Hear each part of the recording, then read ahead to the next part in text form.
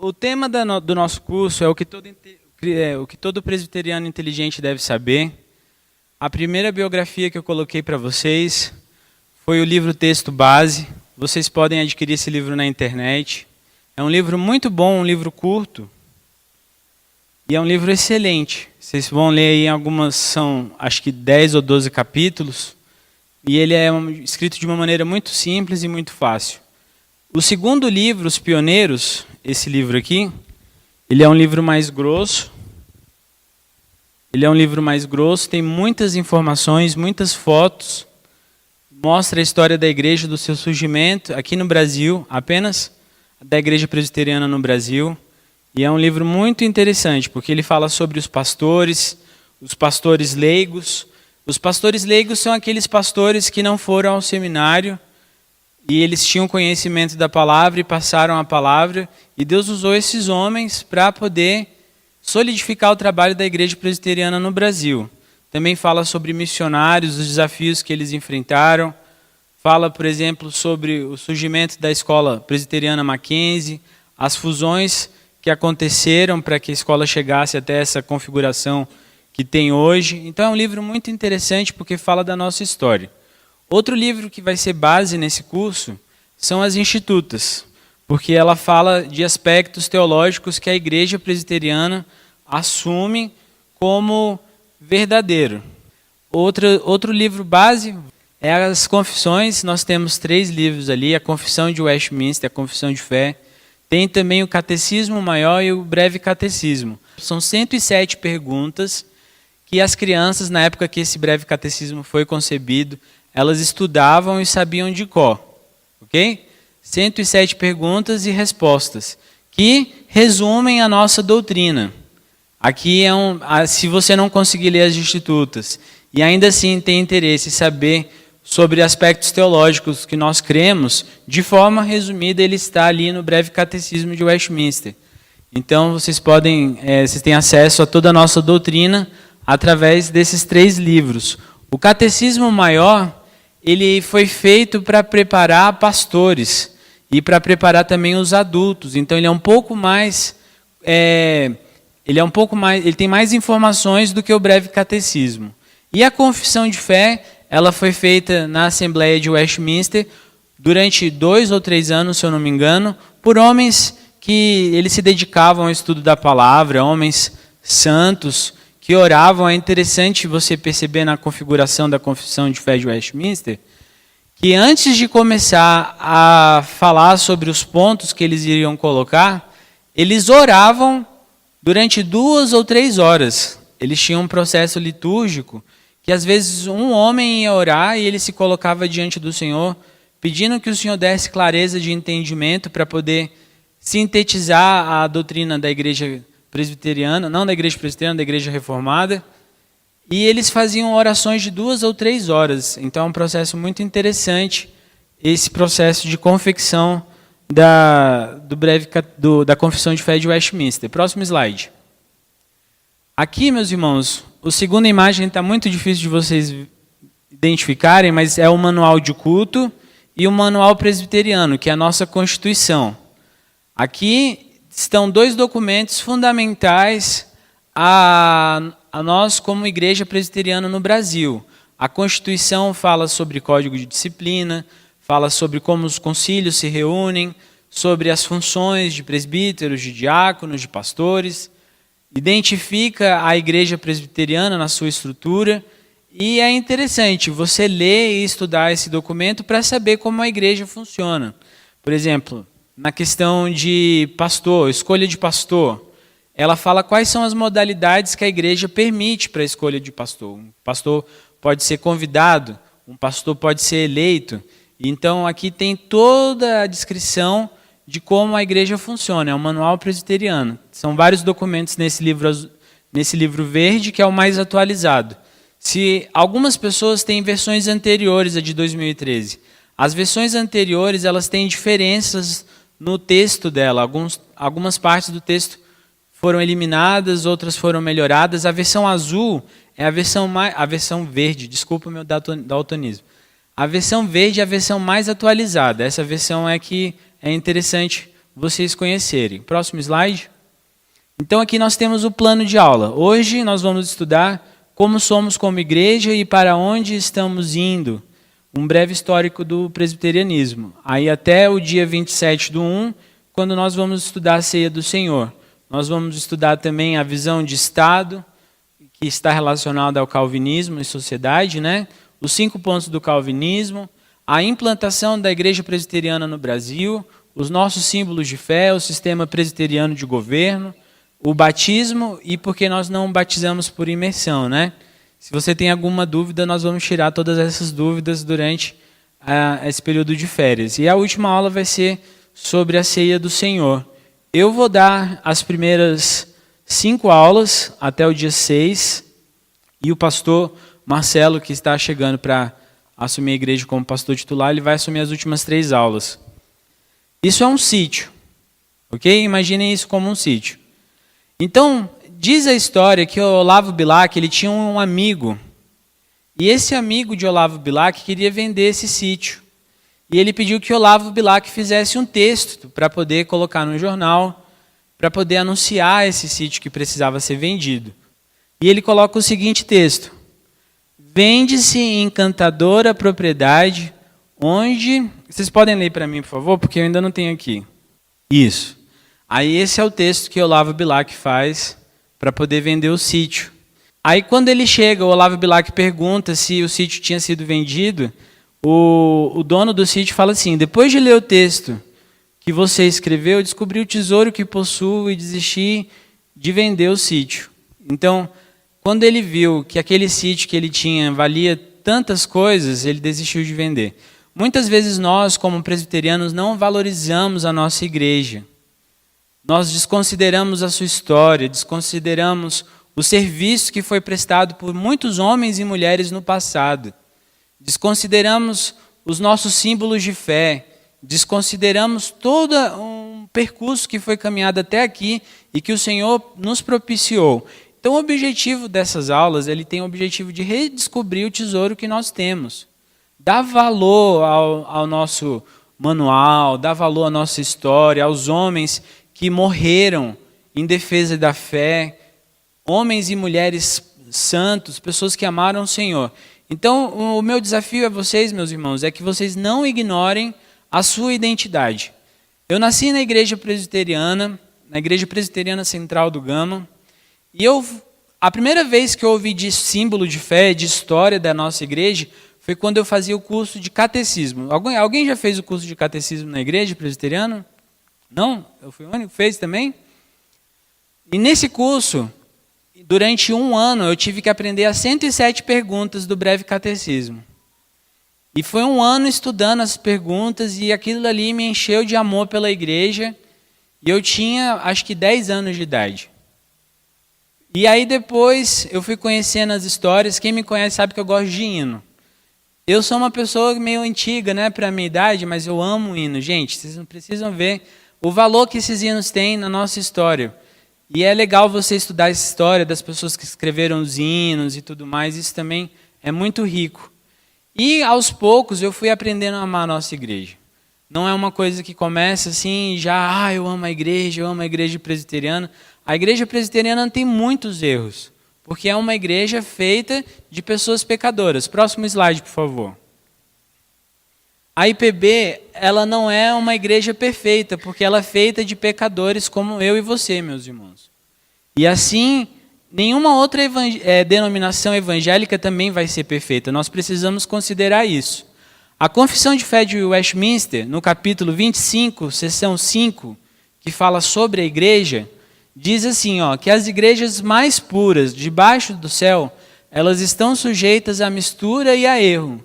E algumas têm se degenerado, tanto que deixam de ser igrejas de Cristo, tornando-se sinagogas de Satanás. Não obstante, haverá sempre uma igreja na terra para cultuar a Deus em consonância com a sua vontade. Nós entendemos que existem igrejas e igrejas. Existem igrejas que se desviaram do caminho, se desviaram da palavra, e são sinagogas de Satanás, porque elas se desviaram da palavra de Deus, se desviaram do objetivo da igreja, que é cultuar o Senhor. E existem igrejas que estão próximas à sua vontade, mas essas igrejas não são perfeitas, porque até a volta de Cristo, a igreja ela é composta de pessoas pecadoras. Então, nós vamos considerar que a igreja presbiteriana ela é uma federação de igrejas que têm em comum. O que essas igrejas que formam a igreja presbiteriana do Brasil, a IPB, elas têm em comum? Elas têm em comum uma história, elas têm em comum uma forma de governo, uma teologia, um padrão de culto e uma vida comunitária. São esses 5 pontos que unem a igreja presbiteriana, que dão identidade e dão forma à igreja presbiteriana. Se você chegar em uma igreja presbiteriana lá no Amazonas, ou uma lá no Sul, essas igrejas elas vão ter essas 5 coisas em comum. Elas vão ter a mesma história, a mesma forma de governo, a mesma teologia, o mesmo padrão de culto e a mesma vida comunitária. E nós precisamos saber o que faz isso, né? Na história, a igreja presbiteriana ela faz parte das igrejas reformadas. Ela não é a única igreja reformada, eu queria dizer isso, deixar isso bem claro para os irmãos hoje. A igreja presbiteriana ela é uma das igrejas reformadas que existem no mundo. Existem outras denominações que são reformadas também, mas elas não são a igreja presbiteriana. E a igreja presbiteriana no Brasil ela vai surgir em 1859. A forma de governo, como diz o próprio nome da igreja, que é uma igreja formada por presbíteros. O presbítero ele é o ancião da igreja, são aquelas pessoas que em teoria têm mais conhecimento da palavra de Deus, têm mais experiência com a palavra. Ela é governada não por uma pessoa. Se vocês, normalmente quando eu caminho por Brasília, eu vejo algumas igrejas que têm a foto de um casal, ou de um líder, por exemplo. Aquelas pessoas, elas respondem pela igreja e tomam todas as decisões da igreja. As decisões administrativas, as decisões de disciplina, as decisões da vida eclesiástica da igreja, as questões doutrinárias, aquelas pessoas tomam a decisão. Na igreja presbiteriana isso não acontece. Na igreja presbiteriana nós temos um colegiado, que é o conselho, são os presbíteros e eles governam a igreja. O presbítero, existem 2 tipos de presbítero, nós vamos ver isso. Existe o presbítero regente e existem os presbíteros docentes. E eles têm todos o mesmo peso dentro da igreja.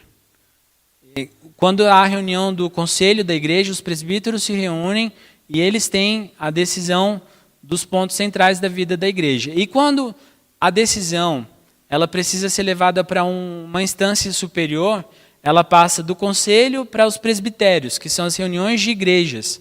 Nós somos parte do Presbitério Brasília Sul, PRBS, que é composto da Igreja Presbiteriana do Lago Sul, a igreja, me corrigi aí, viu, Deusdélio? A Igreja do Lago Sul, a Igreja de Brasília, a Igreja do Jardim Botânico, a Igreja do Jardim ABC, Getsemane e Manancial. Essas são as igrejas que compõem o nosso presbitério, Presbitério Brasília Sul. Aqui em Brasília existem outros tantos presbitérios que são formados pelas outras igrejas. Quando um assunto não é possível de ser resolvido no presbitério, ele sobe, ele vai para o sínodo. Que o sínodo são vários conjuntos de presbitérios. Então, por exemplo, nós somos parte do sínodo de Brasília, que pega todos os presbitérios daqui de Brasília, e alguns do Tocantins e Minas também. O presbitério de Brasília, apesar de ter o nome só presbitério de Brasília, mas ele pega outros presbitérios de outros estados. E quando o sínodo não é capaz de resolver determinado assunto, esse assunto sobe então para o Supremo Concílio.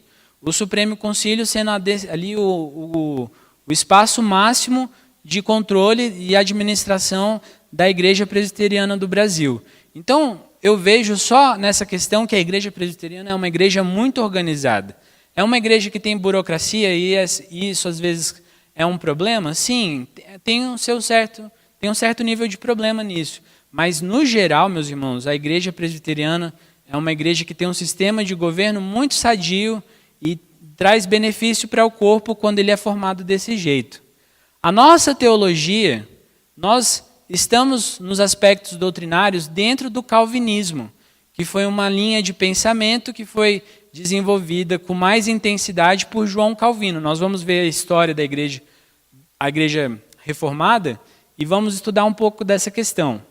O padrão de culto, nós temos o princípio regulador de culto que estabelece a nossa liturgia, o que pode acontecer, qual é a parte mais importante de um culto, e também temos a vida comunitária, que é a vida da igreja no seu dia a dia.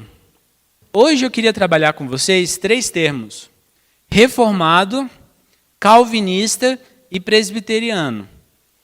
Tem pessoas que não entendem a diferença entre os 3 termos. Existe uma diferença muito clara entre esses 3 termos e a gente precisa entender essa diferença para continuar a série de estudos. O presbiterianismo ele vai surgir na Reforma Protestante, que tem início no século XVI, lá na Alemanha. Então, nós temos a Alemanha como o celeiro inicial da Reforma Protestante. Quando a gente estuda a Reforma Protestante, nós estudamos também que existe a pré-reforma, que são outras pessoas dentro da Igreja Católica que se movimentaram em momentos anteriores para que houvesse uma reforma na Igreja Católica. E eles se movimentaram e eles deram a base teológica, acadêmica, para que as pessoas depois deles, os reformadores do século XVI, pudessem fazer a reforma. Então, sempre quando a gente olha a reforma, normalmente a gente olha os nomes de Lutero e Calvino, mas existiram pessoas antes desses 2 irmãos, que foram pessoas que entregaram suas vidas em favor do Senhor para que a igreja fosse reformada. E é sempre legal nós entendermos, por exemplo, a primeira manifestação, ela vai acontecer de uma forma formal com Martinho Lutero. E Martinho Lutero, ele não desejava formar uma nova igreja. Não era o objetivo de Lutero sair da Igreja Católica, mas transformar a Igreja Católica em um ambiente que pudesse acolher a palavra de uma maneira real e verdadeira. Ele estava ali observando a igreja, ele fazia parte da Igreja Católica, e ele tinha observado que haviam aspectos da liturgia, aspectos da vida comunitária, aspectos teológicos da Igreja Católica que não estavam certos. Então ele propõe esse retorno à palavra, tentando transformar a Igreja Católica. Então muitas pessoas, às vezes, elas pensam a reforma protestante como um movimento para fora da Igreja Católica, mas inicialmente esse movimento não foi nesse sentido. O primeiro sentido da Reforma Protestante foi transformar a Igreja Católica e tornar aquela igreja um ambiente propício para o crescimento sadio da palavra de Deus. Mas como eles não conseguem essa transformação, porque a igreja se mostra de uma maneira muito decidida em não mudar, então eles saem. Nós também entendemos de uma maneira errada que nossa igreja, ela tem a fonte principal com Martinho Lutero. Não. A segunda manifestação da Reforma Protestante é a manifestação que mais interessa a nós presbiterianos. Porque lá na Suíça, existia um homem chamado Ulrich Zwinglio, e ele é a cabeça do movimento da segunda manifestação da Reforma Protestante. E aí ele rompe de vez com a igreja medieval. Esse movimento ele é caracterizado por essa mudança, porque há esse rompimento, e eles retornam decididamente às Escrituras. Aí, nesse momento, que a nossa igreja ela toma uma forma mais consistente. E as pessoas que eram simpatizantes a esse movimento do Ulrich Zwinglio, elas são chamadas de reformados. Então, até Lutero não há esse nome de reformado. Os luteranos são o primeiro grupo. A partir de Zwinglio, que nós temos essa nomenclatura de reformado. Só que Zwinglio ele morre cedo. E aí o movimento começa a ser associado a João Calvino. Então é sempre interessante nós colocarmos isso aqui, porque de uma forma eu creio até muito errada, o movimento ele é associado mais à figura de Calvino do que a de Zwinglio. E Zwinglio teve uma importância fundamental na formação da igreja protestante. E o termo protestante também ele vem a partir da Dieta de Spira, que foi em 1529. E aí nós temos esses 3 grupos, que é protestantes, luteranos ou reformados. E eles são chamados a partir desse momento. Outras pessoas que é interessante nós conhecermos, porque elas fazem parte da nossa história, são esses dois nomes que eu citei aí, ó. Bullinger e o Teodoro Beza, que foram outros homens fiéis à palavra do Senhor e que eles buscaram um conhecimento, buscaram desenvolver uma nova prática dentro da igreja. Depois de Teodoro de Beza também, outro grupo interessante a conhecer aqui são os puritanos ingleses. E eu não estou falando nada de neopuritano, viu, meus irmãos? Eu estou falando só dos puritanos ingleses. Os puritanos ingleses, esse primeiro grupo que partiu, eles são um grupo muito interessante ao nosso conhecimento, porque eles têm práticas devocionais muito interessantes e um estudo da palavra que é fenomenal. Existe um livro chamado Teologia Puritana, que é mais ou menos desse tamanho. E ele tem alguns ensaios sobre escatologia, sobre oração, que são fenomenais. Os ensaios, a maneira como os puritanos ingleses eles oravam, é algo de você se sentir humilhado. Você lê os relatos da vida de oração desses homens e você fica humilhado pela forma como eles se colocavam. E para entender a reforma, diferente da Igreja Católica, um dos pontos principais que divide é a questão da soberania de Deus. Como a Igreja Católica trata a soberania de Deus e como a Igreja Reformada, a Reforma Protestante, vai tratar a soberania de Deus não apenas em algumas áreas da vida, mas em todas as áreas da vida. Próximo termo é o termo calvinista. Então nós vamos entender aqui que o calvinismo ele é um sistema de teologia, um conjunto de doutrinas que foi elaborado por João Calvino. E esse sistema ele é elaborado apenas pela interpretação sistemática das Escrituras. Calvino ele é um homem que estudou muito tempo a palavra de Deus e ele, ao estudar a palavra de Deus, ele começa a sistematizar. As institutas, elas são o resultado principal desse estudo de João Calvino.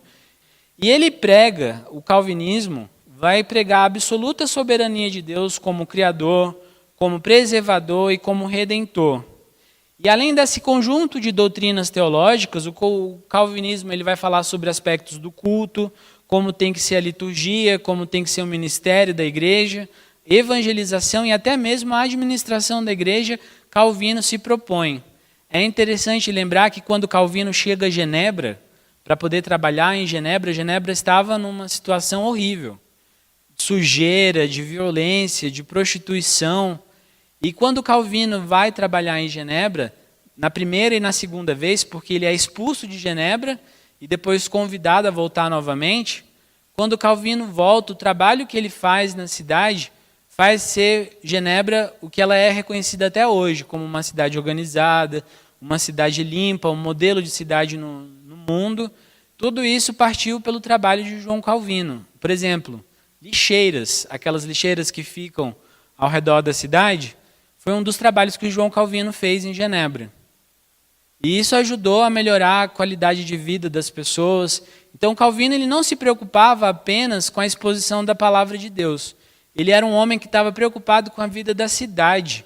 Ele se preocupava como a palavra de Deus pode influenciar a vida da cidade. Como eu, como homem de Deus, um pastor, posso levar a palavra de Deus a transformar a vida da cidade. Calvino tinha nele esse sentimento muito forte. E aí eu queria colocar para vocês que todo calvinista ele é reformado, porque Calvino ele é do movimento reformado, mas nem todo reformado é calvinista. Então essa é a primeira distinção. O movimento reformado ele tem as suas diferenças com Lutero, com os puritanos, aí tem outras fases também, mas o movimento reformado ele compreende também o movimento de administração da igreja.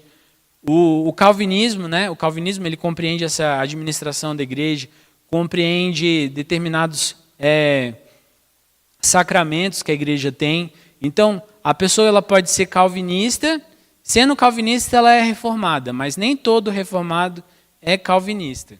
Agora nós vamos estudar os presbiterianos. Isso é muito interessante porque a partir desse estudo a gente consegue entender de onde nós vimos, onde foi que surgiu a igreja presbiteriana. O termo ele foi adotado pelos reformados que estavam nas Ilhas Britânicas, da Escócia, da Inglaterra e da Irlanda. E uma questão interessante é que a igreja presbiteriana ela é forte influência na questão do Estado laico. E aí nós vamos estudar isso aqui agora. Porque os reis ingleses e escoceses, eles queriam ter a igreja no controle deles.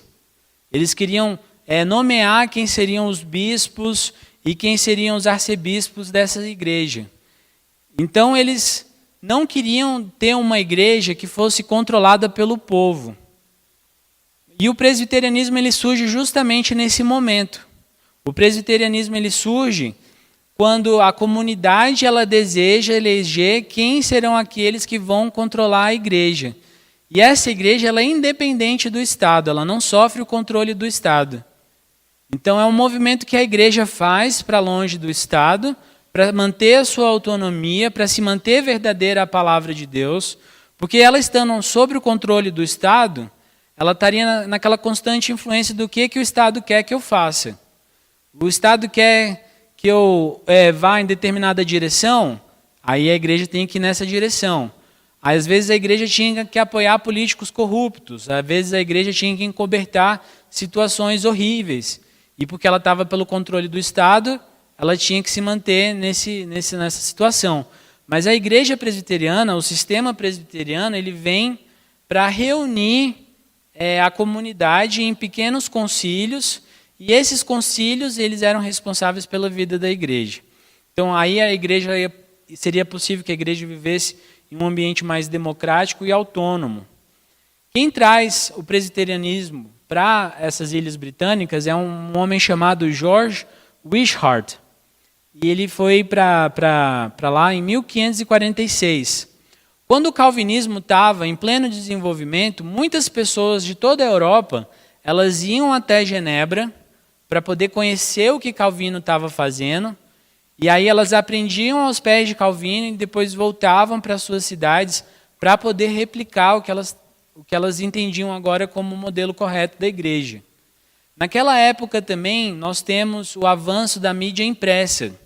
Então o trabalho que foi feito pela Reforma só conseguiu um alcance muito considerável porque os livros de Calvino eles foram impressos e entregues em muitos lugares. E a palavra de Deus, através do George Wishart, ela chegou de uma maneira mais completa em 1546. Um dos fundadores, uma das pessoas especiais da igreja presbiteriana é o John Knox. Ele foi um grande pregador da palavra de Deus, ele viveu até 72. E eles conseguiram transformar a vida da igreja até que a igreja pudesse influenciar no Estado. Então o Estado começa a ser afetado pela igreja através de John Knox. Só que em 1560, existe aqui a Confissão Escocesa, que quando as igrejas elas decidem abandonar de vez o catolicismo, elas se firmam à fé reformada e formam uma igreja nacional da Escócia. Isso aqui em 1560. Em 1561, até 1567, existe uma rainha católica, a Maria Stuart, a sanguinária, que ela pega, sendo católica, ela vê aquele sistema presbiteriano e ela acaba com tudo. Então ela é uma pedra na vida dos presbiterianos, viu, meus irmãos? E depois desse tempo, aí também lá na Inglaterra agora, existe a Assembleia de Westminster, que foi de 43 até 48. Então o livro que nós temos como a Confissão de Fé de Westminster foi um livro que foi elaborado nesse período aí de quase 5 anos. Então é um trabalho muito bem feito, um trabalho muito cuidadoso de irmãos que se colocaram diariamente no estudo da palavra de Deus. E a Assembleia de Westminster ela teve forte influência também na vida política do Reino Unido. Até hoje, muitos princípios que foram estabelecidos na Assembleia ainda são seguidos. Com isso, com a Maria Stuart, quando ela começa a perseguir os cristãos, os presbiterianos, eles se sentem acuados. E aí o que acontece? Há o descobrimento dos Estados Unidos e muitos escoceses, muitos ingleses, eles saem das Ilhas Britânicas e vão para os Estados Unidos. Cerca de 20 mil pessoas, nas primeiras décadas, elas foram para os Estados Unidos e elas povoaram 3 cidades que são cidades referências para o presbiterianismo. Tem a cidade de Boston, onde tem a Universidade de Harvard, que é uma universidade presbiteriana. Tem a cidade de Salem e a cidade de Plymouth. E essas 3 cidades, elas são referências no protestantismo, na igreja presbiteriana lá nos Estados Unidos. Foi a partir dessas 3 cidades que o presbiterianismo se espalhou pelos Estados Unidos. E no início, lá nessas colônias americanas, o sistema ele era o congregacional, não era o sistema presbiteriano, que era um sistema de presbíteros e tudo mais, como nós já vimos. Só que o presbiterianismo ele só começa a ser adotado como sistema a partir de 1706. E aí o tempo passa, no século XIX tem a guerra civil, tem a questão da escravidão também, que separa a igreja presbiteriana.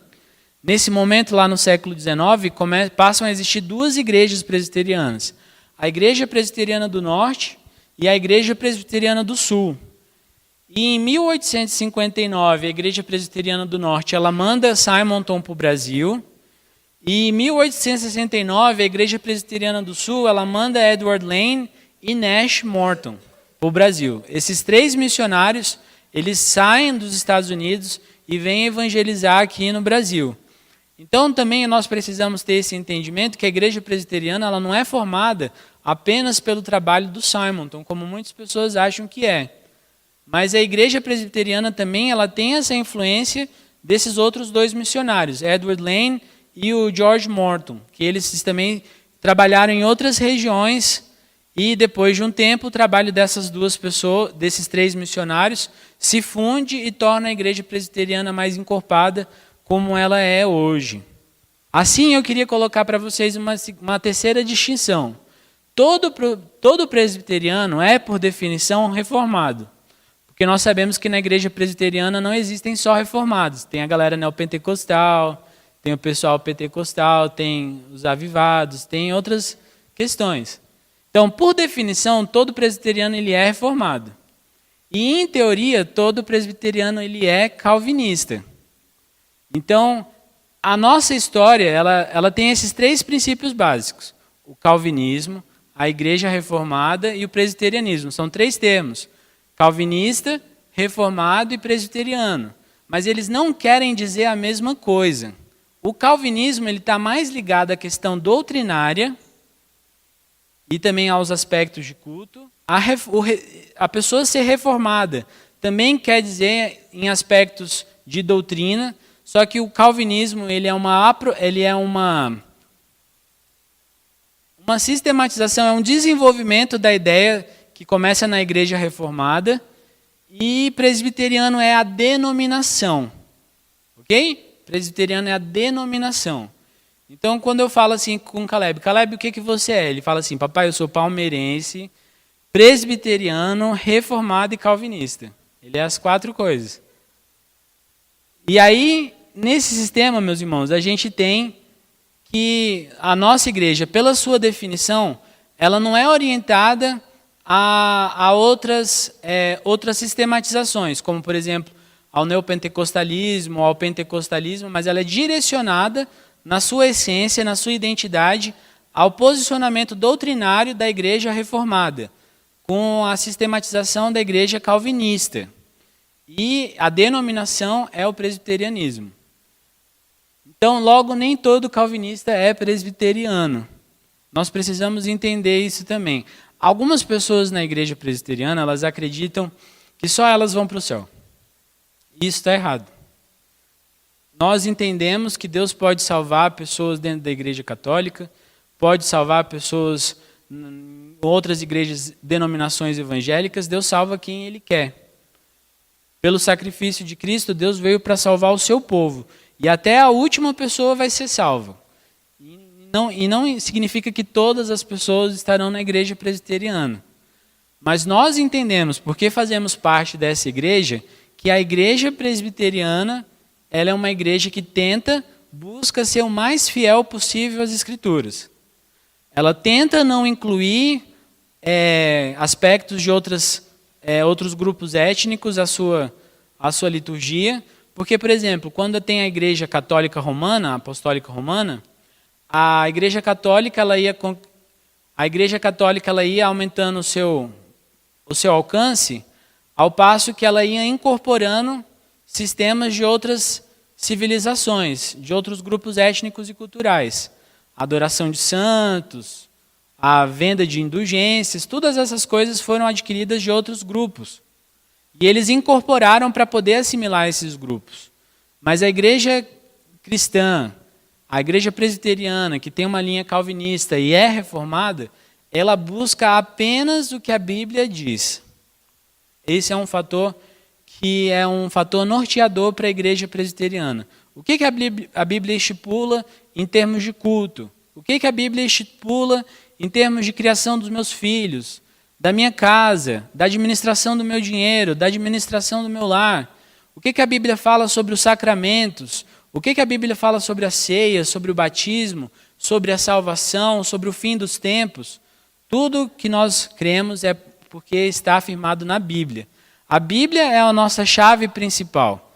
Os símbolos de fé, os acessórios, eles são acessórios, mas eles não são a principal fonte de consulta. E isso precisa ser deixado bem claro. Quando os irmãos lá em Westminster eles fazem a confissão com o maior cuidado possível. E eles fazem aquilo com grande amor e muito zelo. Mas a confissão de Westminster ela é passível de erro? Sim, ela é passível de erro porque foi feita por homens corruptos. Mas a palavra de Deus, a Bíblia, nós consideramos que a Bíblia ela é inspirada por Deus e ela é toda verdadeira e sem erros. A Bíblia não possui erros. Então, a nossa fonte principal é a palavra de Deus e todo o resto é acessório, que nós usamos para poder sistematizar o que nós cremos. Porque vocês já chegaram para alguma pessoa e a pessoa na conversa, ela pergunta assim, o que você acredita?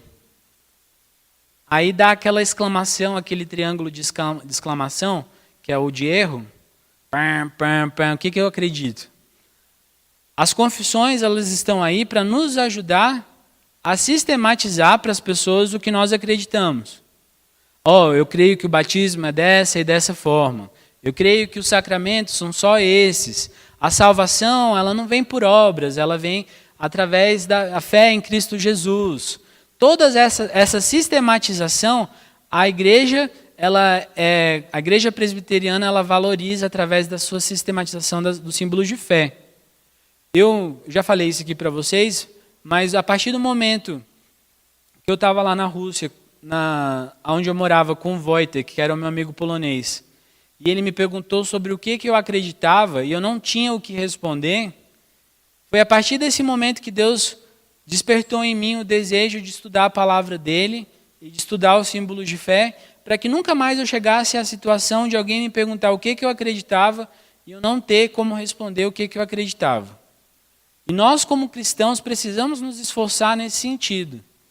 Então, é muito interessante ao cristão que quer crescer, que quer ser maduro, não apenas ler a palavra de Deus, mas ao mesmo tempo que ler a palavra de Deus, também procurar sistematizar a sua fé. O que eu acredito? O que eu acredito está mais próximo à igreja presbiteriana? O que eu acredito em sistema de governo está mais próximo à igreja adventista, à igreja católica? O que eu acredito está mais próximo a quê? Porque pelo menos você vai estar sendo fiel aos seus princípios. Isso é importante. Nós precisamos ter esse discernimento do que nós acreditamos. Por exemplo, nós somos da igreja presbiteriana, todos aqui são membros. E quando há um momento de disciplina, às vezes a gente vai lá e critica. Mas por que está acontecendo esse momento de disciplina? Por que a igreja está expondo esse irmão a esse constrangimento? Por que estão fazendo isso? Mas se você estudasse o nosso código de disciplina, você ia ver um processo que leva a esse momento.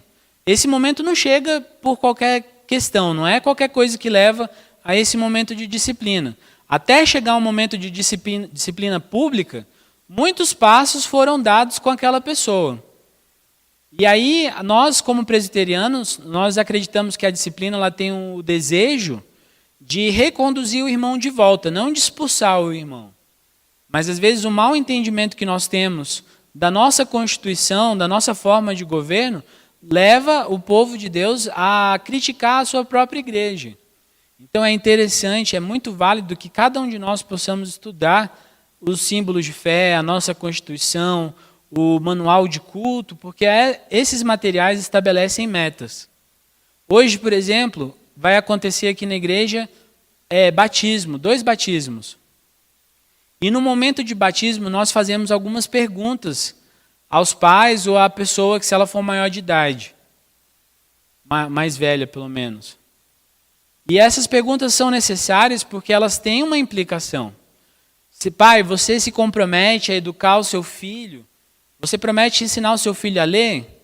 Sim. Mas por que você faz isso? Para que ele possa aprender a ler a palavra de Deus e possa obter o conhecimento dela sozinho. Vocês têm, a igreja reformada, ela parte nesse sentido que a criança, ela já pode ler a palavra de Deus e ela já pode ser lida pela palavra de Deus. Então nós não estamos, como a igreja católica, por exemplo, se colocou mais no passado, como ela sendo a única possível de interpretar as escrituras e dar uma interpretação para as outras pessoas. Não, nós acreditamos que a palavra de Deus ela é acessível a todas as pessoas, elas podem ler, se chegasse a palavra e entender a palavra, porque o Espírito Santo, através de nós, ele nos leva ao entendimento correto da palavra de Deus. Então a igreja reformada tem sim o seu valor, o calvinismo tem sim o seu valor, o presbiterianismo como forma de governo tem sim o seu valor, e esse é o propósito, esse é o objetivo do nosso curso durante esse semestre. Então, meus irmãos, era isso que eu tinha que falar. Esse aqui é apenas uma introdução. Nas próximas aulas, nós vamos estudar com mais detalhes cada um desses pontos, a forma de governo, questões doutrinárias. E eu me coloco agora aberto às perguntas dos irmãos.